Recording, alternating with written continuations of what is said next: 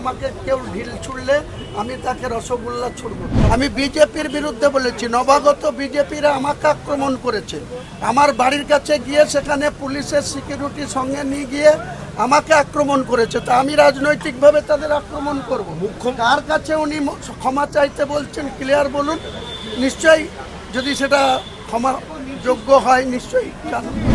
এখন সমস্যা যেটা সৃষ্টি হয়েছে সেটা হচ্ছে যে 4 মে বিকেল 4টে অবধি যারা তৃণমূলের গুন্ডা ছিল, যারা তৃণমূলের তুলাবাজ ছিল, যারা তৃণমূলের দুর্নীতিগ্রস্ত সব লোক ছিল, মমতা বন্দ্যোপাধ্যায়ের পুলিশ প্রশাসনের ছত্রছায়ায় ছিল, 4 মের পর থেকে তারা বিজেপির পতাকা ধরে নিয়েছে।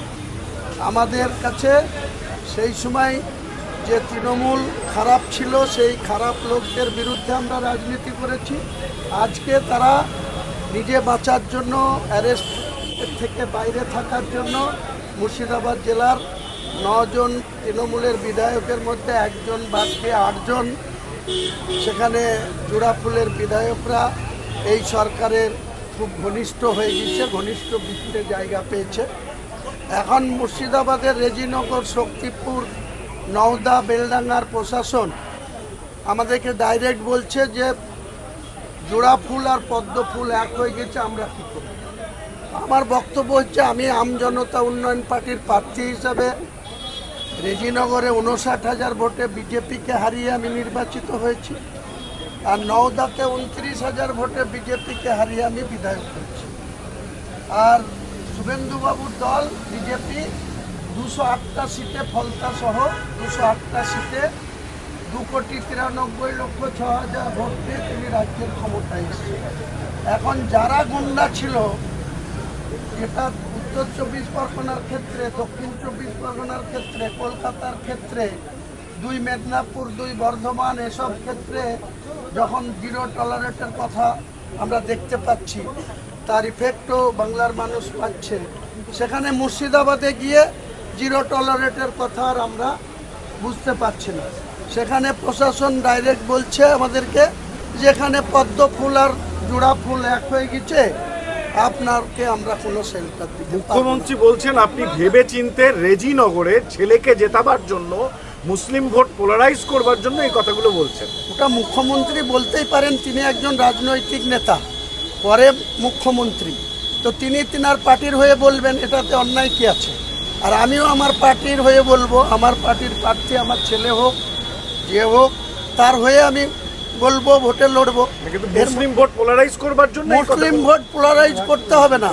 উনি যত হিন্দু ভোট একটা করবেন, তত মুসলিম ভোট আগামী দিনে বাংলার যে ভোট আসবে তখন দেখতে পারবেন। যখন পৌরসভা আসবে, যখন পঞ্চায়েত আসবে, যখন আবার পার্লামেন্ট আসবে, তখন দেখতে পাবেন উনি যদি প্রশাসনকে নিজের কবজায় রেখে যেভাবে মমতা বন্দ্যোপাধ্যায় রাজনীতি করেছিল, যেভাবে মমতা বন্দ্যোপাধ্যায় তার ক্ষমতা ধরে রাখার চেষ্টা করেছিল, তিনি যদি সেই রাস্তায় না হাঁটেন, আমি নিশ্চিত বলছি আজকে এখানে দাঁড়িয়ে রেজিনগর বিধানসভা আমজনতা উন্নয়ন পার্টি তৃণমূলকে 81,000 ভোটে হারিয়েছে, বিজেপিকে 59,000 ভোটে হারিয়েছে।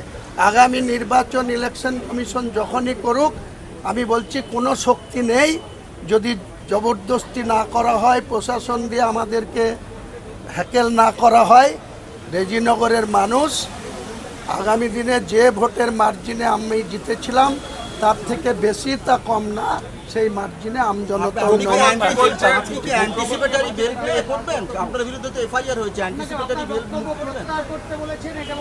কার কাছে প্রত্যাহার করতে বলেছে? আমি তো রাজ্য সরকারের বিরুদ্ধে কিছু বলিনি, আমি বিজেপির বিরুদ্ধে বলেছি। নবাগত বিজেপিরা আমাকে আক্রমণ করেছে।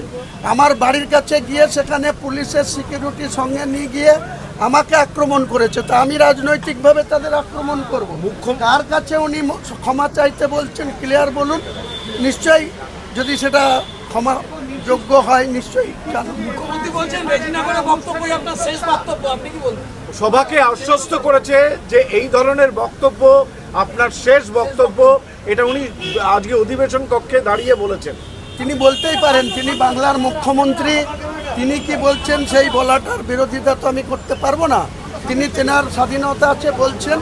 আমি আমার রাজনীতির কর্মী হিসাবে আমার যে বাই ইলেকশন হবে সেখানে আমার প্রার্থীকে জেতাতে গিয়ে আমাকে কেউ ঢিল ছুড়লে আমি তাকে রসগোল্লা ছুড়ব না। না, উনি এটাও বলেছেন যারা আপনাকে ডেকেছিল তাদের প্রথমে তোলা হবে, তারপর আপনার কাছে যাওয়া হবে। সেটা যারা ডেকেছিল আমার পার্টির মিটিং করতে পারবো না আমি।